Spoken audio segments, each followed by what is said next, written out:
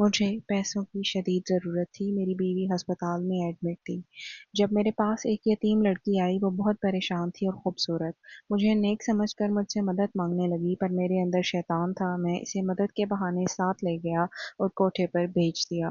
وہ روتی رہی میرے پیر پکڑ کر، پر میں وہاں سے لوٹ آیا۔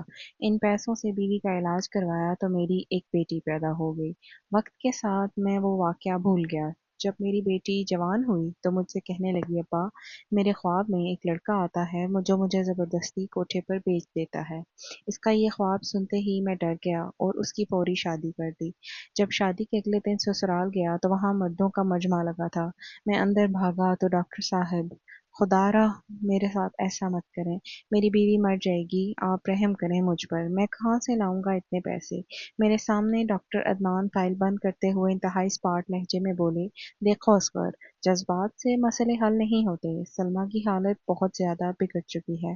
اس کے دل کا والو سکڑ گیا ہے۔ اگلے 24 گھنٹوں میں آپریشن نہ ہوا تو ہم کچھ نہیں کر پائیں گے، اور تم جانتے ہو کہ یہ پرائیویٹ ہسپتال ہے، یہاں چیریٹی نہیں چلتی۔ میں نے ڈاکٹر کے پیر پکڑ لیے اور گڑ گڑا کر کہا، سر، میں نے اپنی موٹر سائیکل بیچ دی، گھر کا چھوٹا موٹا زیور تھا وہ بھی بیچ دیا، میرے پاس جو کچھ تھا میں جمع کروا چکا ہوں، بس تھوڑی مہلت دے دیں، آپریشن شروع کر دیں، میں باقی پیسے بھی دے آؤں گا، خدا کا واسطہ ہے میری سلمیٰ کو بچا لیں، میری دنیا اجڑ جائے گی۔ ڈاکٹر نے مجھے اپنے پیروں سے ہٹایا اور نرس کو اشارہ کرتے ہوئے بولے، دیکھو اصغر، 10 لاکھ روپے بہت بڑی رقم ہے اور ہسپتال کی پالیسی بہت سخت ہے، جب تک کیش کاؤنٹر پر جمع نہیں ہوگا او ٹی تیار نہیں کر سکتے۔ تمہارے پاس کل صبح تک کا وقت ہے، انتظام کر لو، ورنہ مریض کو لے جاؤ یہاں سے۔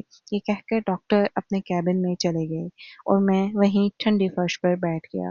میری آنکھوں کے سامنے اندھیرا چھا رہا تھا، کانوں میں سائیں سائیں ہو رہی تھی۔ مجھے سمجھ نہیں آ رہا تھا کہ میں کیا کروں، کہاں جاؤں، کس کے آگے ہاتھ پھیلاؤں۔ نرس نے میرے کندھے پر ہاتھ رکھا اور ہمدردی سے بولی، بھائی صاحب، یہاں بیٹھنے سے پیسے نہیں آئیں گے، جائیں، جا کر کوشش کریں، اللہ کوئی سبب بنا دے گا۔ میں لڑکھڑاتے قدموں سے اٹھا اور ہسپتال کی راہداری میں چلنے لگا، جہاں ہر طرف دوائیوں کی بو پھیلی ہوئی تھی۔ مجھے لگا جیسے یہ بو میرے وجود میں بس گئی ہے۔ میں وارڈ کے شیشے سے سلمیٰ کو دیکھتا، وہ آکسیجن ماسک لگائے بے سدھ پڑی تھی۔ اس کا چہرہ پیلا پڑ چکا تھا، وہی سلمیٰ جو کبھی میرے گھر کی رونق تھی، آج موت اور زندگی کی کشمکش میں تھی۔ میں نے شیشے پر ہاتھ رکھا اور دل ہی دل میں وعدہ کیا کہ سلمیٰ، میں تمہیں کچھ نہیں ہونے دوں گا، چاہے مجھے اپنی جان دینی پڑے، تمہیں بچا لوں گا۔ میں ہسپتال سے باہر نکلا تو سورج پر سوا نیزے پر تھا۔ گرمی کی شدت اور بھوک پیاس سے میرا برا حال تھا، لیکن مجھے ہوش نہیں تھا۔ میں سیدھا اپنے پرانے دوست جاوید کی دکان پر گیا۔ وہ مجھے دیکھ کر مسکرایا اور بولا، ارے اصغر، تم یہاں کیسے؟ آج کل تو تم نے ہسپتال میں ڈیرے ڈالے ہوئے ہیں، کیسی ہے بھابھی؟ میں نے اس کے ہاتھ پکڑ لیے اور روتے ہوئے کہا، جاوید، مجھے پیسوں کی شدید ضرورت ہے، تیری بھابھی کی جان خطرے میں ہے، ڈاکٹروں نے 10 لاکھ مانگے ہیں، میرے پاس کچھ نہیں بچا، خدا کے لیے میری مدد کرو، میں تمہارا احسان ساری زندگی بھر نہیں بھولوں گا۔ جاوید کی مسکراہٹ غائب ہو گئی، اس نے آہستگی سے اپنا ہاتھ چھڑایا اور کاؤنٹر کے پیچھے سے ہو کر بولا، یار اصغر، تم جانتے ہو کاروبار مندہ چل رہا ہے، اور 10 لاکھ! تو کیا میرے پاس اس وقت 10,000 بھی فالتو نہیں ہے؟ اور تم تو جانتے ہو میں نے ابھی نیا مکان خریدا ہے، قسطیں جاری ہیں، میں تمہاری مدد کرنا چاہوں مگر میرے ہاتھ بندھے ہیں۔ مجھے لگا کسی نے میرے سینے پر کسی نے زور سے گھونسا مارا۔ میں نے ایک بار پھر محنت کی، میں نے کہا، دیکھو اصغر، دوست کی دوست کے کام آتا ہے، اور نظریں چراتے ہوئے بولا، دیکھو اصغر، مجھے جذباتی مت کرو، میں واقعی مجبور ہوں، تم جاؤ، کسی اور سے جا کر پوچھ لو۔ میں وہاں سے نکلا تو دل خون کے آنسو رو رہا تھا۔ یہ وہی جاوید تھا جس پر میں نے ہزاروں لٹائے تھے، آج وہ مجھ سے آنکھیں چرا رہا تھا۔ میں نے اپنے چچا زاد بھائی کو فون کیا، اس نے میرا نمبر دیکھتے ہی فون کاٹ دیا۔ میں نے دوبارہ ملایا تو فون بند جا رہا تھا۔ سمجھ آ گئی کہ غریب کا کوئی رشتہ دار نہیں ہوتا۔ میں سڑکوں پر مارا مارا پھر رہا تھا، کبھی اس دوست کے پاس، کبھی اس کے جاننے والے کے پاس، ہر جگہ سے انکار ملا۔ شام ہونے کو تھی اور میرے ہاتھ خالی تھے۔ سورج ڈھل رہا تھا اور اس کے ساتھ ساتھ میری امید بھی ڈوب رہی تھی۔ مجھے سلمیٰ کا چہرہ یاد آ رہا تھا، اس کی معصوم باتیں یاد آ رہی تھیں کہ اصغر، اگر میں مر گئی تو تم دوسری شادی کر لینا۔ میرے دماغ میں ہتھوڑے दहाड़े बरस रहे थे। नहीं सलमा, मैं तुम्हें मरने नहीं दूंगा, मैं तुम्हें बचा लूंगा। थक हार कर मैं एक बस स्टॉप के बेंच पर बैठ गया। मेरा सर मेरे घुटनों में था और आंसू मेरे गले में बह रहे थे। मेरे पास जहर खाने के पैसे भी नहीं थे कि खुदकुशी कर लेता। तभी मुझे करीब किसी के कदमों की आहट महसूस हुई। भाई साहब, क्या आप मुझे बता सकते हैं कि ये जगह कहाँ है? एक मदम और डरी हुई आवाज मेरे कानों से टकराई।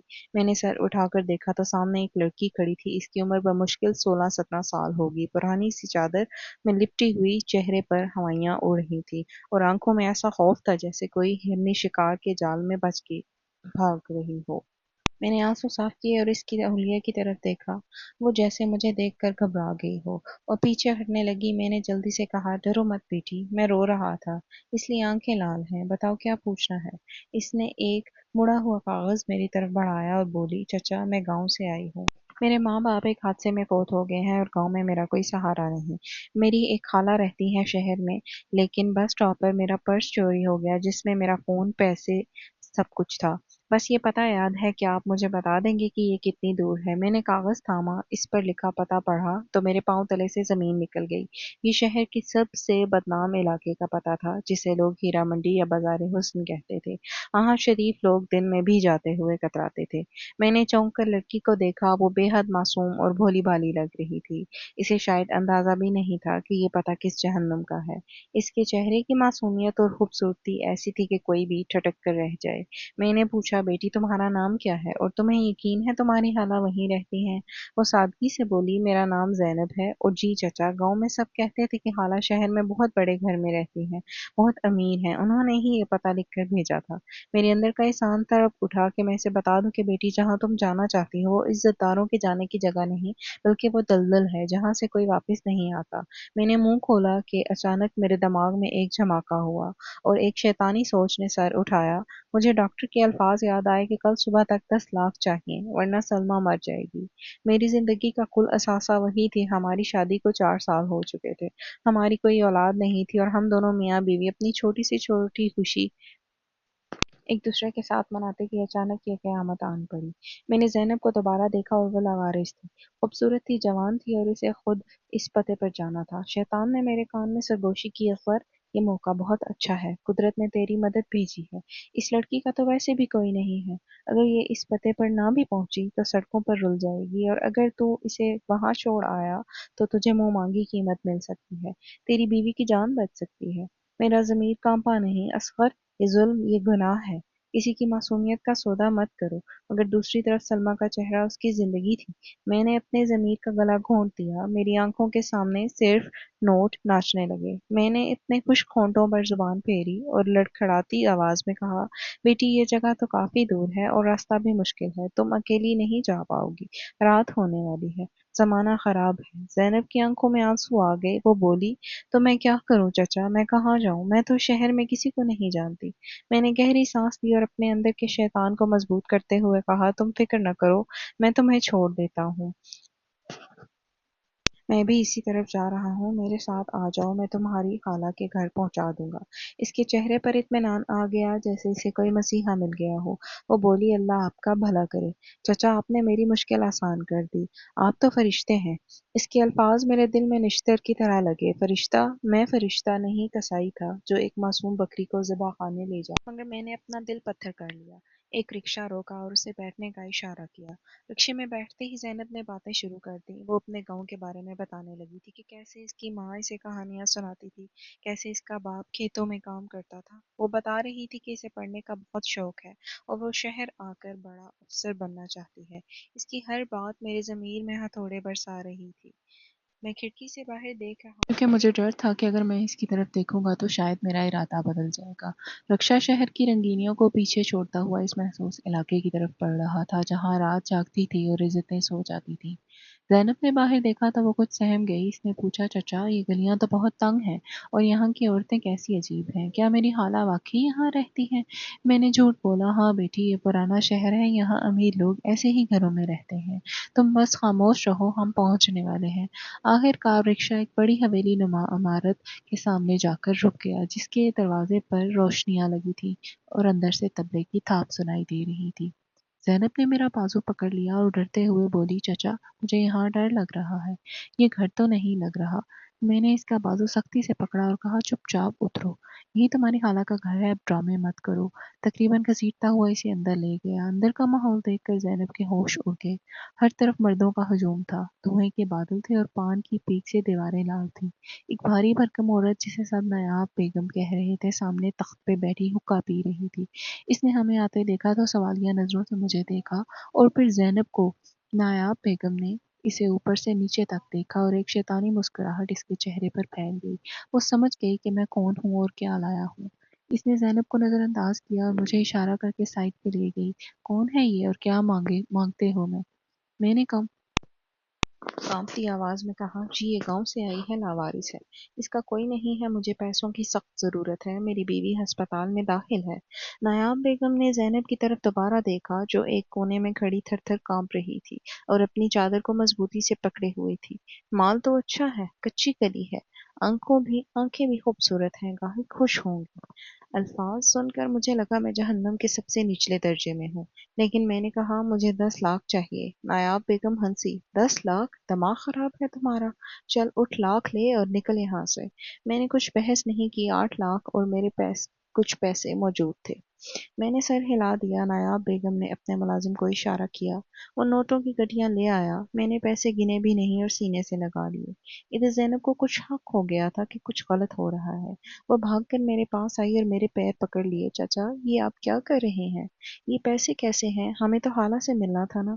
मुझे यहाँ से ले चले, मुझे ये औरत अच्छी नहीं लग रही, इसकी आंखें मुझे खा जाएंगी। मैंने इसके हाथ चटक दिए और कहा, यही तुम्हारी जगह है, अब ये तुम्हारी मालकिन है, ये तुम्हें खाना देंगी, कपड़े देंगी, रहो यहाँ। जैनब की आंखों में भी यकीनी थी। वो चीखी, नहीं चचा नहीं, आप मुझे बेच रहे हैं, आप ऐसा नहीं कर सकते, मैं यतीम हूँ, मैं आपकी बेटियों जैसी हूँ, खुदा के लिए मुझे मत बेचिए, मेरा अल्लाह आपसे पूछेगा। इसकी चीखें पूरी इमारत में गूंज रही थी। लोग तमाशा देखने जमा हो गए थे। नायाब बेगम ने मुलाजिमों को इशारा किया। दो मजबूत मर्दों ने जैनब के बाजुओं से पकड़ा और मछली की तरह तड़प रही थी। वो मुझे देखकर चिल्ला रही थी, चचा मैं आपको माफ नहीं करूंगी, क़यामत वाले दिन मैं आपका गिरबान पकड़ूंगी, मत जाए मुझे छोड़कर, मत जाए मुझे छोड़कर। अब मासूमियत की जगह नफरत और इंतकाम ने ले ली थी। मैं भागता हुआ बाहर आया, वो रिक्शे में बैठ गया।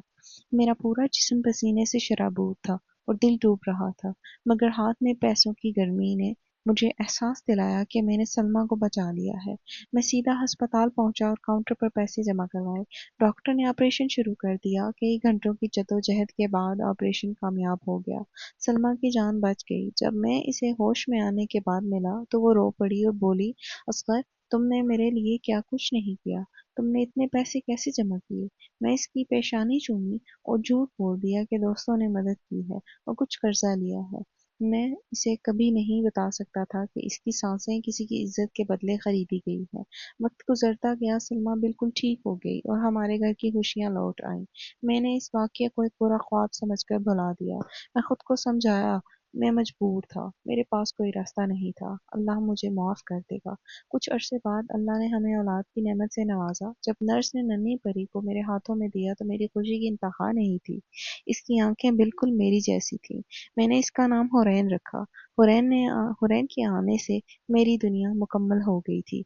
मैं इस से दीवानों की तरह प्यार करता था। इसे एक कांटा भी चुभता तो मेरी जान निकल जाती थी। कारोबार भी चल निकला था। मैंने एक छोटी सी दुकान खरीद ली। हमारे दिन बदल गए थे। समझा कि शायद वो नहुसत, वो बदुआ खत्म हो गई है। ज़ैनब का चेहरा धुंधला पड़ गया था। इसकी चीखें अब मुझे सुनाई नहीं देती थी। मैंने एक इज्जतदार बाप बन चुका था और मुआशरे में सर उठाकर चलता था। हुरैन बड़ी हो रही थी। वो इंतहाई खूबसूरत और ज़हीन थी। मैंने इसकी परवरिश में कोई कसर नहीं छोड़ी थी। इसे अच्छे स्कूल में दाखिल करवाया। इसकी हर फरमाइश पूरी की। वो आंखों की ठंडक थी। लेकिन मैं नहीं जानता था कि कुदरत खामोश है, गाफिल नहीं। मकाफाते अमल की चक्की बहुत आहिस्तगी से पिसती है, मगर बहुत बारीक पिसती है। मैं अपनी बेटी की मुस्कुराहट में इस यतीम लड़की के आंसू भूल चुका था, मगर शायद वो आंसू अभी तक अर्श पर मौलिक थे। वक्त लगा कर उड़ने लगा और मैं अपनी बेटी की मोहब्बत में इस कदर खो गया कि मुझे याद ही ना रहा कि मैंने माजी में क्या बोया है, जिसकी फसल मुझे काटनी थी। हुरैन अब बड़ी हो रही थी और जैसे जैसे इसका कद निकल रहा था, मेरी सांसें अटक रही थी, क्योंकि वो बिल्कुल वैसी ही खूबसूरत और मासूम थी जैसी वो लड़की थी जिसने 20 साल पहले इस जहन्नुम में धकेला था। कभी कभी हुरैन को सहन में हंसते हुए देखकर मुझे इस लड़की ज़ैनब का ख्याल आता, तो मैं जोर से सर झटक देता और अपनी आंखें मीच लेता, जैसे कबूतर बिल्ली को देखकर आंखें बंद कर लेता है। मैंने हुरैन को शहजादियों की तरह पाला था। इसकी हर ख्वाहिश इसके लबों पर आने से पहले पूरी कर देता था, ताकि अपने इस गुनाह का कफारा अदा कर सकूं जो मेरे ज़मीर पर बोझ बनकर बैठ गया था। इस पर धूप भी नहीं पड़ने देता था, इसे घर की दहलीज तक अबूर नहीं करने देता था कि कहीं जमाने की मैली नजरें इस पर न पड़ जाएं। सलमा अक्सर मुझसे कहती थी कि असगर, तुम हुरैन के मामले में इतने वहमी क्यों हो गए हो? बच्ची है, इसे थोड़ी आज़ादी दो। मगर मैं इसे बताता कि मुझे हर गली के नुक्कड़ पर खड़ा शख्स अपने जैसा भेड़िया लगता है। मुझे डर लगता है कि कोई दूसरा असगर मेरी बेटी को किसी और कोठे पे रास्ता ना दिखा दे। मैं रातों को उठ उठ कर इसके दरवाजे पर कान लगाकर तसल्ली करता कि वो अपने कमरे में महफूज है या नहीं। ये वहम दरअसल मेरा खौफ था जो मुझे चैन नहीं लेने देता था। हुरैन की 18वीं सालगिरह थी। हमने घर में छोटा सा जश्न रखा था। वो लाल जोड़े में बिल्कुल परी लग रही थी, लेकिन जब वो मेरे पास आई मेरा दिल जोर से धड़का। मैं पीछे हट गया। हुरैन हैरान होकर बोली, क्या हुआ बाबा, आप ठीक तो हैं? मैंने पसीना पोंछते हुए कहा, हाँ बेटा, बस तुम खुश रहा करो। मगर मैं अंदर से कांप रहा था। मुझे लग रहा था कि वक्त का पहिया घूम कर वहीं आ गया है जहां से मैं भागा था। इसी रात सब सो गए तो अचानक हुरैन के कमरे से एक दिलहराश चीख सुनाई दी, जिसने रात की खामोशी को चीर दिया, और सलमा हड़बड़ाकर उठी और नंगे पांव उसके कमरे की तरफ भागी। हुरैन बिस्तर पर बैठी कांप रही थी और इसका चेहरा पसीने से शराबूर था और आंखें खौफज़दा थीं। वो हवा में हाथ चला रही थी, किसी चीज को खुद से दूर कर रही थी। सलमा ने इसे गले लगा लिया और घबराकर पूछा, मेरी बच्ची, क्या हुआ? तुम ठीक तो हो? कोई बुरा ख्वाब देखा होगा। क्या? हुरैन का पूरा जिस्म लरज रहा था। वो हिचकियों के दरमियान बोली, अम्मा, वो लोग मुझे ले जा रहे हैं, वो मुझे घसीट रहे हैं। मैंने इन्हें कहा मेरे बाबा को बुलाओ, लेकिन वो हंस रहे हैं। वो बहुत बुरे लोग हैं अम्मा, वो मुझे नोच रहे हैं। मैंने आगे बढ़कर इसके सर पर हाथ रखा और कहा, बेटा, कौन लोग हैं? यहाँ हम हैं तुम्हारे पास। ये बस एक ख्वाब था, पुरसुकून हो जाओ। देखो, कमरे में कोई नहीं है। हुरैन ने मेरी तरफ देखा। इसकी आंखों में अजीब अचुंबत थी। वो मेरा हाथ पकड़कर बोली, बाबा, ख्वाब में एक आदमी था। इसने मेरा हाथ पकड़ रखा था और दूसरे हाथ में पैसे थे। वो मुझे किसी बहुत बुरी जगह ले जा रहा था। मैं रो रही थी, मैं आपको पुकार रही थी, बाबा मुझे बचा लो। मगर आप वहां खड़े थे और सुन नहीं रहे थे, बल्कि आप मुंह फेर कर जा रहे थे। इसकी ये बात सुनकर मेरे पैरों तले से जमीन निकल गई। मेरे जिस्म का सारा खून खुश्क हो गया। ये महज ख्वाब नहीं था, ये तो मेरा माजी था जो मेरी बेटी की नींदों में उतर आया था। मैंने बमुश्किल अपने आप को संभाला और पानी का गिलास उसके होंठों से लगाया। पियो बेटा, पानी पियो और सो जाओ, कुछ नहीं है, ये सब वहम है। मगर वो रात मेरी आंखों में कट गई। मैं सारी रात हुरैन के सराहने बैठा रहा और आयतुल कुर्सी पढ़ता रहा कि शायद अल्लाह मेरे गुनाह की स्याही को मेरी बेटी के मुकद्दर से धो दे। मगर ये सिलसिला यही नहीं रुका। हुरैन अब अक्सर रातों को चीख कर उठ जाया करती थी, और हर बार इसके ख्वाब पहले से ज्यादा खौफनाक और वाजिया होता। वो बताती कि बाबा, वो जगह बहुत गंदी है, वहाँ औरतें बहुत अजीब हैं, वो मुझे घूरती हैं। एक मोटी सी औरत है जो मुझ पर हंसती है और कहती है, तेरा बाप तुझे बेच गया है, अब तो तुम्हारी है। सलमा परेशान हो गई। इसने कहा, असगर, बच्ची को किसी डॉक्टर को दिखाते हैं या किसी आमिल से दम करवाते हैं। इस पर किसी साई का असर लगता है। हमारे घर पर किसी ने कुछ कर दिया है। मगर मैं ये बात जानता था कि ये असर किसी साई या जिन भूत का नहीं, बल्कि मेरे इस गुनाह का है जो मैंने जवानी में किया था। हुरैन की सेहत गिरने लगी। इसकी आंखों के नीचे हल्के पड़ गए। वो हर वक्त सहमी सहमी रहती। मैं एक शाम घर लौटा तो हुरैन मेरे पास आई और मेरा हाथ पकड़कर बोली, बाबा, आज फिर वो ख्वाब आया था और इस बार इस लड़की ने मुझसे बात की कि ये कर्ज है जो मैंने चुकाना है। ये सुनते ही मुझे लगा जैसे किसी ने मेरा दिल मुट्ठी में भींच लिया हो। मैं दीवार का सहारा लेकर वहीं बैठ गया। मेरा सांस फूलने लगा। हुरैन घबरा गई। बाबा, क्या हुआ? आपकी तबीयत खराब हो रही है। मैंने इसकी तरफ इशारा किया कि मैं ठीक हूँ, लेकिन मैं जान गया था कि पानी सर से गुजर चुका है।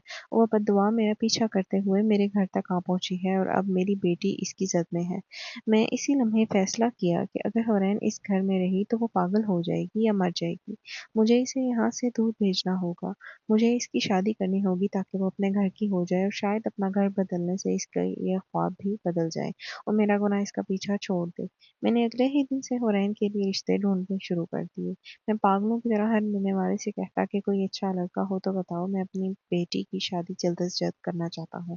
سلمیٰ حیران تھی۔ اس نے رات کو مجھ سے جھگڑا کیا کہ اصغر اتنی جلدی کیا ہے، ابھی تو وہ 18 سال کی ہوئی ہے، اسے پڑھنے دو، اس کا علاج کرواتے ہیں، شادی تو ہوتی رہے گی۔ بچی کی ذہنی حالت تو دیکھو، وہ شادی کے قابل نہیں ہے۔ مگر میں اس پر چیخ پڑا، تم نہیں سمجھو گی سلمیٰ، بیٹیوں کے سر پر شادی کا صحرا ہی اچھا لگتا ہے، زمانے کے حالات دیکھ رہی ہوں، میں نہیں چاہتا کہ کل کوئی انگلی اٹھائے، بس تم تیاری کرو، مجھے بحث نہیں چاہیے۔ میں دراصل سلمیٰ سے نظریں نہیں ملا پا رہا تھا، مجھے ڈر تھا کہ اگر میں اسے سچ بتا دوں تو وہ مجھے چھوڑ دے گی، نفرت کرے گی۔ میں نے محلے کی ایک رشتہ کروانے والی سکینہ خالہ کو بلایا، اسے کہا کہ مجھے بہت جلد رشتہ چاہیے، لڑکا شریف ہو، کھاتا پیتا ہو، چاہے جہیز میں مجھے اپنا گھر ہی کیوں نہ بیچنا پڑے، میں دوں گا، بس لڑکا اچھا ہونا چاہیے۔ 2 دن بعد ہی اس کا پیغام آیا کہ ایک بہت ہی امیر اور معزز گھرانے کا رشتہ ہے، لڑکے کا نام وجدان ہے، وہ اپنا بزنس کرتا ہے، وہ لوگ دوسرے شہر سے ہیں، انہیں جلدی شادی کرنی ہے کیونکہ لڑکے کی ماں بیمار ہے اور وہ اپنی بہو کا منہ دیکھنا چاہتی ہے۔ میں نے بنا کوئی تحقیق کیے، بنا لڑکے کو دیکھے فوراً ہاں کر دی۔ مجھے لگا کہ یہ غیبی مدد ہے، اللہ نے میری سن لی ہے اور مجھے اس عذاب سے نکالنا چاہتا ہے۔ میں نے سوچا کہ اگر بیٹی دور چلی گئی تو شاید میرا ماضی اس تک نہیں پہنچ پائے گا۔ میں نے سکینہ خالہ سے کہا کہ انہیں بلا لو، میں کل ہی بات پکی کر دوں گا۔ جب وجدان کے گھر والے آئے تو وہ واقعی بہت امیر لوگ تھے، بڑی گاڑی اور قیمتی لباس ان کی شان و شوکت بیان کر رہے تھے۔ وجدان خود بھی دیکھنے میں بہت وجیحہ اور سلجھا ہوا نوجوان تھا، اس کی گفتگو سے شرافت ٹپک رہی تھی۔ انہوں نے حورین کو دیکھا اور دیکھتے ہی پسند کر لیا۔ وجدان کی ماں نہیں آئی تھی بلکہ اس کی خالہ اور کچھ رشتہ دار آئے تھے۔ انہوں نے کہا کہ لڑکے کی ماں ویل چیئر پر ہے، اس لیے سفر نہیں کر سکتی، لیکن انہوں نے پیغام بھیجا کہ ہمیں لڑکی پسند ہے۔ میں نے ہاتھ جوڑ کر کہا، بس میری بیٹی کو اپنی بیٹی بنا کر رکھیے گا، بہت نازوں سے پالا ہے اسے۔ وہ مسکرا کر بولی، اصغر صاحب آپ بے فکر ہو جائیں، حورین ہمارے گھر میں راج کرے گی، وہ ہماری اکلوتی بہو ہوگی۔ رشتہ طے ہو گیا اور انہوں نے کہا کہ ہم اگلے ہفتے ہی شادی کرنا چاہتے کیونکہ اس کی ماں کی طبیعت بہت ناساز ہے اور وہ جلد از جلد بیٹی کی خوشی دیکھنا چاہتی ہے۔ سلمیٰ گھبرا گئی کہ ایک ہفتے میں کیسے تیاری ہوگی اور اتنے دور دوسرے شہر میں بیٹی کیسے رہے گی۔ اس نے رات کو مجھ سے کہا، اصغر مجھے کچھ عجیب لگ رہا ہے، اتنی جلدی کیا ہے، اور ہم نے تو لڑکے کے بارے میں کچھ پتہ بھی نہیں کیا، وہ وہ کرتا کیا ہے، اس کا چال چلن کیسا ہے، ہمیں تھوڑی تحقیق کر لینی چاہیے، لوگ کیا کہیں گے کہ بیٹی کا بوجھ اتارا ہے۔ میں نے اسے سختی سے ڈانٹ دیا اور کہا، تم عورتیں بس وہم کرتی رہتی ہو، اتنا اچھا رشتہ چراغ لے کر ڈھونڈو تب بھی نہیں ملتا، لڑکا کروڑ پتی ہے، تمہاری بیٹی رانی بن کر رہے گی، اور تحقیق کیا کرنی ہے، مل کر تسلی ہو گئی ہے، تم بس شادی کی تیاری کرو۔ میں کچھ نہیں سننا چاہتا تھا، مجھے بس اپنی بیٹی کو محفوظ کرنا تھا۔ شادی کی تاریخ طے ہوتے ہی میں نے اپنی زندگی بھر کی جمع پونجی نکال دی۔ میں نے بینک سے اپنے سارے پیسے نکلوا لیے، دکان بیچنے کا اشتہار لگا دیا اور کمیٹی کے پیسے بھی اٹھا لیے۔ مجھے بس ایک ہی دھن سوار تھی کہ حورین کو اتنا جہیز دوں گا کہ میں سسرال میں کوئی تانا نہ ملے اور میرا ضمیر بھی مطمئن ہو جائے کہ میں نے اپنی بیٹی کے لیے سب کچھ کیا۔ میں بازار جا کر سب سے مہنگا فرنیچر پسند کیا، جس طرح بھی وہ کمی نہیں ہونی چاہیے۔ میں نے سونے کے زیورات بنوائے، بہترین کپڑے خریدے، الیکٹرانکس کا سامان لیا، حتیٰ کہ سوئی دھاگا تک میں نے بہترین برانڈڈ خریدا۔ سلمیٰ کہنے لگی، اتنے پیسوں کی کیا ضرورت ہے، ہم شادی سادگی سے بھی تو کر سکتے ہیں۔ میں نے کہا، نہیں سلمیٰ، یہ میری پوری زندگی کی کمائی ہے، یہ سب حورین کا ہے، میں چاہتا ہوں کہ جب وہ اپنے گھر جائے تو اس کا سر فخر سے بلند ہو۔ دراصل میں ان چیزوں کے پیچھے اپنے خوف کو چھپا رہا تھا، پیسوں سے اپنی بیٹی کی خوشیاں اور شاید اپنی بخشش خریدنا چاہتا تھا۔ مجھے لگ رہا تھا کہ اگر میں یہ سب لٹا دوں گا تو شاید خدا مجھ سے راضی ہو جائے گا۔ گھر میں شادی کی گہما گہمی شروع ہو گئی، ڈھولک کی تھاپ گونجنے لگی، مگر حورین خاموش تھی۔ اس کی آنکھوں میں وہی انجانا خوف تھا، وہ اکثر مجھے دیکھتی تو اس کی آنکھوں میں سوال ہوتے، میں اس کی نظریں چرا لیتا۔ ایک رات مہندی لگاتے ہوئے اس نے میرا ہاتھ پکڑا اور رو پڑی اور مجھے کہنے لگی، بابا مجھے ڈر لگ رہا ہے، مجھے شادی نہیں کرنی، مجھے آپ کے پاس رہنا ہے، مجھے وہ خواب اب بھی آتے ہیں اور اب وہ آدمی کہتا ہے کہ تیاری کر لو، ہم لینے آ رہے ہیں۔ میں نے اس کے آنسو پونچھے اور دل پر پتھر رکھ کر کہا، پگلی، بیٹیاں تو پرائی ہوتی ہیں، یہ ڈر شادی کا ہے، جب تم اپنے گھر کی ہو جاؤ گی تو سب خواب ختم ہو جائیں گے۔ وجدان بہت اچھا لڑکا ہے، وہ تمہیں بہت خوش رکھے گا، دیکھنا تم وہاں جا کر ہمیں بھول جاؤ گی۔ میں نے اس کی جھوٹی تسلیاں دی، حالانکہ میرا اپنا دل ڈوب رہا تھا۔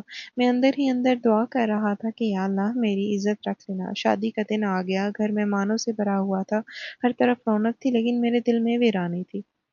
میں شیروانی پہنے مہمانوں کا استقبال کر رہا تھا، مگر میری نظریں بار بار گھڑی پر جا رہی تھی کہ کب یہ وقت گزرے اور کب میری ذمہ داری پوری ہو۔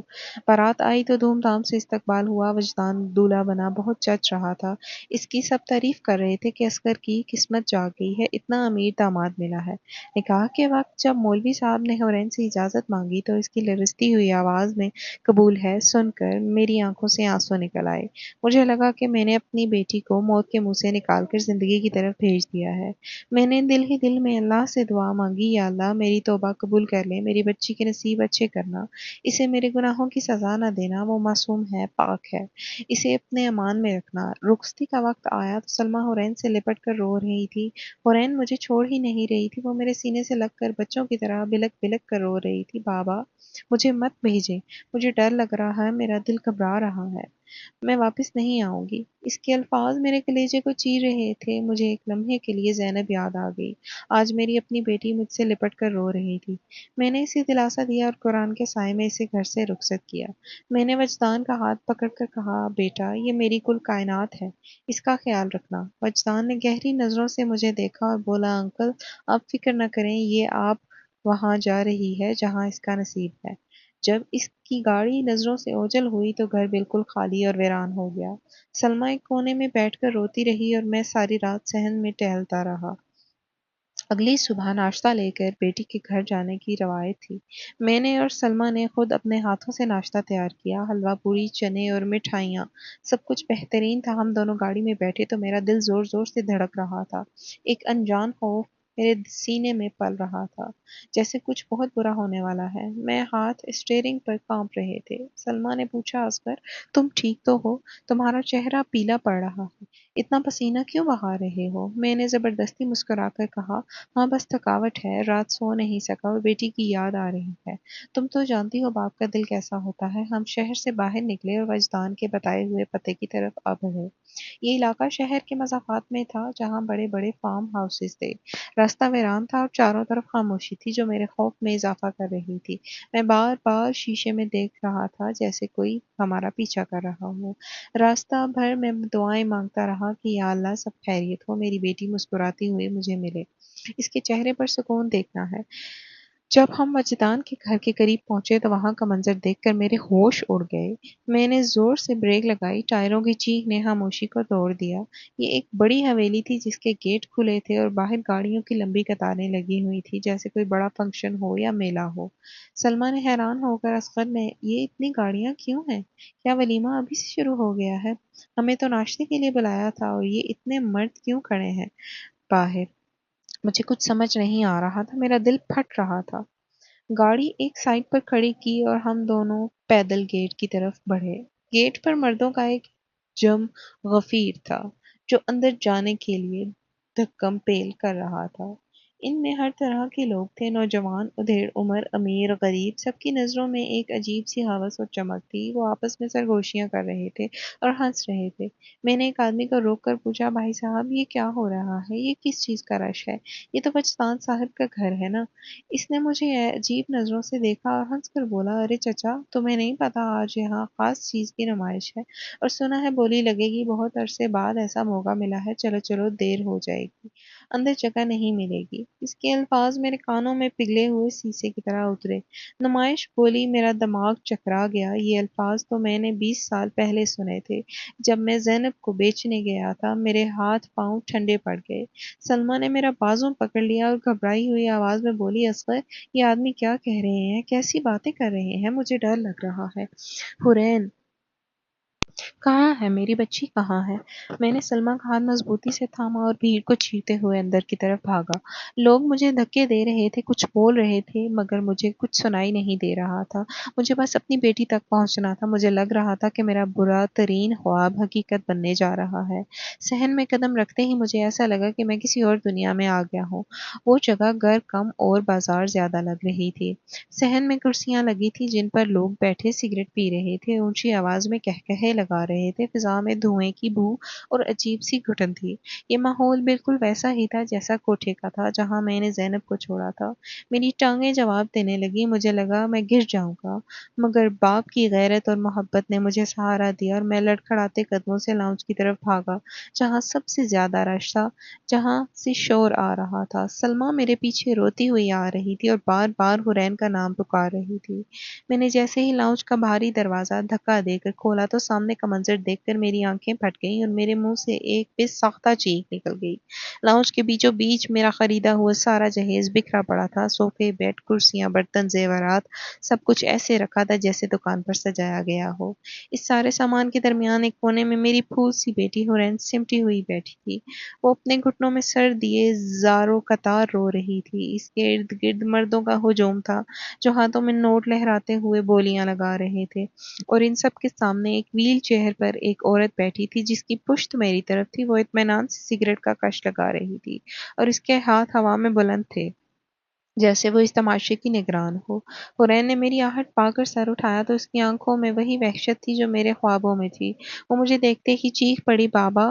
اس کی آواز نے میرے وجود کے ٹکڑے کر دیے اور میں سمجھ گیا کہ میرا ماضی میرے سامنے آ کھڑا ہوا ہے۔ تمام لوگ سہم کر خاموش ہو گئے اور سب کی نظریں مجھ پر جم گئیں۔ ویل چیئر پر بیٹھی خاتون نے اپنا ہاتھ ہوا میں بلند کیا تو جیسے سب پتھر کے ہو گئے۔ میں ہانپتا ہوا آگے بڑھا اور حرین کے سامنے ڈھال بن کر کھڑا ہو گیا۔ میرا پورا جسم غصے اور خوف سے کانپ رہا تھا۔ میں نے گرج کر کہا، خبردار! جو کسی نے میری بیٹی کی طرف آنکھ اٹھا کر بھی دیکھا، میں تم سب کو جان سے مار دوں گا۔ یہ شرافت کا لبادہ اوڑھ کر تم سب لوگ درندے بنے بیٹھے ہو، شرم نہیں آتی ایک معصوم بچی کی عزت کا تماشا لگاتے ہوئے؟ حرین میرے پیروں میں لپٹ گئی اور ہچکیاں لے کر رونے لگی، بابا مجھے یہاں سے لے چلیں، یہ بہت برے لوگ ہیں، میرا سامان بیچ رہے ہیں اور مجھے بھی بیچ دیں گے۔ میں نے اسے سینے سے لگایا اور سامنے بیٹھی اسی خاتون کی طرف دیکھا جس کی پشت ابھی بھی میری طرف تھی۔ میں نے چیخ کر کہا، کون ہو تم؟ یہ کیا ڈرامہ رچایا ہے؟ وجدان کہاں ہے؟ اسے بلاؤ، میں تم سب کو پولیس کے حوالے کر دوں گا۔ تبھی وہ خاتون آہستہ سے پیچھے گھومی، اس کا چہرہ روشنی میں آیا تو میرے حلق میں الفاظ پھنس گئے۔ اس کے چہرے کا دایاں حصہ جلا ہوا تھا مگر بائیں طرف وہی آنکھیں تھیں جن میں کبھی معصومیت تھی، لیکن آج ان میں صدیوں کا درد اور انتقام جل رہا تھا۔ وہ انتہائی سرد اور سپاٹ لہجے میں بولی، اصغر صاحب پولیس کو بلانے کی نہیں ضرورت، یہاں کوئی قانون نہیں ٹوٹ رہا، یہاں صرف مکافاتی عمل ہو رہا ہے۔ میں نے اسے حیرت سے دیکھا اور کہا، میں تمہیں نہیں جانتا، جو کوئی بھی ہو میری بیٹی کو جانے دو، وہ ہمیں کچھ بھی نہیں چاہیے، ہم سب کچھ چھوڑ کر جا رہے ہیں۔ وہ تلخی سے ہنسی اور بولی، کتنی آسانی سے کہہ دیا جانے دو، کیا تم نے اسے جانے دیا تھا جو تمہارے پاؤں میں گر کر بھیک مانگ رہی تھی کہ چچا مجھے مت بیچو؟ یہ الفاظ میرے کانوں میں گونجے تو مجھے لگا جیسے کسی نے میرے سر پر ہتھوڑے مار دیے ہیں۔ میرا دماغ چرکڑا گیا اور میں لڑکھڑا گیا۔ پیچھے ہٹا ویل چیئر آگے بڑھنے لگا۔ وہ میرے قریب آئی اور میری آنکھوں میں آنکھیں ڈال کر بولی، پہچانا نہیں اصغر؟ غور سے دیکھو ان آنکھوں کو جن میں تم نے خوف بھرا تھا۔ میں وہی زینب ہوں جس نے تمہیں 20 سال پہلے ایسے ہی ہجوم کے حوالے کیا تھا، ایک یتیم لڑکی جسے تم نے خالہ کے گھر کا جھانسا دے کر کوٹھے پر بیچ دیا تھا۔ میرے پیروں تلے سے زمین نکل گئی، میرا خون منجمد ہو گیا۔ پھر بولی، اس جہنم میں جلی ہوں اصغر، ہر روز مری ہوں۔ میں نے قسم کھائی تھی کہ ایک دن میں تمہیں بتاؤں گی کہ جب باپ کے سامنے اس کی بیٹی کی عزت کا تماشا لگتا ہے تو کیسا محسوس ہوتا ہے۔ میں اس دلدل سے بہت مشکلوں سے نکلی ہوں اور وجدان میرا بیٹا ہے۔ میں نے اسے بتایا ہے کہ اس کی ماں کے ساتھ کیا ہوا تھا۔ حرین ہکی بکی کبھی میری طرف دیکھتی تو کبھی زینب کی طرف دیکھتی۔ اسے یقین نہیں آ رہا تھا کہ اس کا وہ باپ جسے وہ فرشتہ سمجھتی تھی وہ ایک سوداگر تھا۔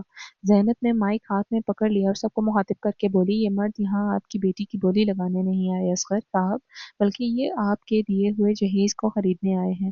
میں نے آپ کی بیٹی کو ہاتھ بھی نہیں لگایا کیونکہ میں ایک عورت ہوں، ایک ماں ہوں، میں جانتی ہوں بیٹی کا دکھ کیا ہوتا ہے، لیکن آپ کا دیا ہوا یہ جہیز، یہ سونا، یہ فرنیچر میری اور میرے بیٹے کے لیے حرام کی کمائی ہے۔ یہ اسی گناہ کے پیسوں سے بنا ہے جو تم نے مجھے بیچ کر کمائے تھے اور پھر اسی کمائی سے کاروبار بڑھایا تھا۔ میں اسے اپنے گھر میں نہیں نہیں رکھ سکتی، اس لیے میں اسے نیلام کر رہی ہوں اور اس سے ملنے والی ساری رقم ان یتیم لڑکیوں کو دوں گی جن کا کوئی سہارا نہیں ہوتا، تاکہ تمہارے اس کالے دھن کے کو سفید کر سکوں۔ میں شرمندگی اور ندامت سے زمین پر گر پڑا، مجھے اپنی بیٹی سے نظریں ملانے کی ہمت نہیں ہو رہی تھی۔ حورین نے میرا بازو جھنجھوڑا اور روتے ہوئے بولی، بابا، یہ آنٹی کیا کہہ رہی ہیں؟ کیا یہ سچ ہے؟ کیا وہ خواب سچا تھا؟ آپ نے واقعی کسی کو بھیجا تھا؟ میں نے سر جھکا لیا اور میری آنکھوں سے آنسو ٹپک کر فرش پر گرنے لگے۔ میں کچھ نہ بول سکا۔ میری خاموشی نے میرے جرم کی تصدیق کر دی۔ سلمیٰ بھی حیرت سے مجھے دیکھتی رہی۔ اس کی آنکھوں میں آنسو تھے۔ حورین نے جھٹکے سے میرا ہاتھ چھوڑ دیا اور پیچھے ہٹ گئی۔ اس کی آنکھوں میں میرے لیے نفرت امڑ آئی۔ وہ بولی، بابا، چیختی رہی، میں آپ کو بتاتی رہی کہ مجھے خواب آتے ہیں اور آپ مجھے دلاسا دینے کے بجائے آپ نے میری شادی کر دی۔ آپ جان چھڑا سکیں، آپ میرے بابا نہیں ہو سکتے، آپ ظالم ہیں۔ اس کے الفاظ میرے لیے کوڑوں سے زیادہ تکلیف دہ تھے۔ میں وہیں زینب کے قدموں میں گر گیا اور گڑ گڑا کر زینب سے معافی مانگنے لگا کہ زینب، میری بیٹی کو کچھ مت کہنا، اسے نفرت مت سکھاؤ۔ میں نے سب کچھ مجبوری کے تحت کیا تھا، پیسوں سے میں نے کوئی کاروبار نہیں کیا بلکہ اپنی بیوی کی جان بچائی تھی۔ ادھر سلمیٰ روتے ہوئے تڑپ کر مجھے دیکھنے لگی جیسے آج وہ جان پائی ہو کہ اس دن میں نے پیسوں کا انتظام کہاں سے کیا تھا۔ زینب نے نفرت سے منہ پھیر لیا اور بولی، اٹھو عسکر، جان بچائی نہیں تم نے، سودا کیا، گناہوں کو مجبوری کا نام مت دو۔ معافی اللہ دیتا ہے اور حقوق العباد کا معاملہ اللہ بھی معاف نہیں کرتا جب تک بندہ معاف نہ کرے۔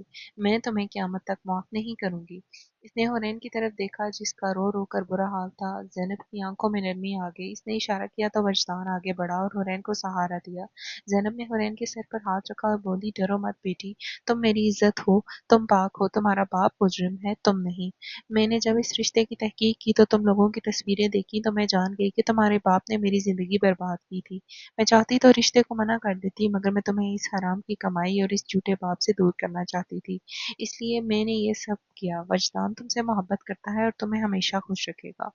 میں وہاں مجرموں کی طرح کھڑا تھا۔ زینب نے مجھے جانے کا اشارہ کیا اور بولی، اصغر، جاؤ یہاں سے اور اپنی باقی کی زندگی اسی ندامت میں گزارو کہ تم ایک مجرم ہو، تم نے ایک جیتی جاگتی لاش کو جہنم میں پھینک دیا، تم نے اپنی سگی بیٹی کی نظروں میں اپنی عزت گنوا دی ہے، یہی تمہاری سزا ہے کہ تم زندہ رہو گے مگر ہر لمحہ مرو گے۔ میں لڑکھڑاتے قدموں سے دروازے کی طرف بڑھا۔ سلمیٰ بھی میرے ساتھ تھی، وہ خاموش تھی۔ میں نے مڑ کر آخری بار حورین کو دیکھا، وہ وجدان کے ساتھ کھڑی تھی اور زینب اس کے آنسو پونچھ رہی تھی۔ میری بیٹی اب میری نہیں رہی تھی، وہ اس عورت کی بیٹی بن چکی تھی جسے میں نے برباد کیا تھا۔ میں خالی ہاتھ خالی دامن لے کر اس حویلی سے نکلا۔ باہر دھوپ نکلی ہوئی تھی مگر میرے اندر گپ اندھیرا تھا۔ کچھ معلوم ہو گیا تھا کہ مکافات عمل اٹل ہے، یہ انسان کا پیچھا کبھی نہیں چھوڑتا، چاہے وہ 7 پردوں میں چھپ جائے یا زمین کے کسی بھی کونے میں چلا جائے۔ میرا حساب ہو چکا تھا اور میں ہار چکا تھا۔ میری بیٹی محفوظ تھی مگر میں ہمیشہ کے لیے اپنی نظروں میں گر چکا تھا۔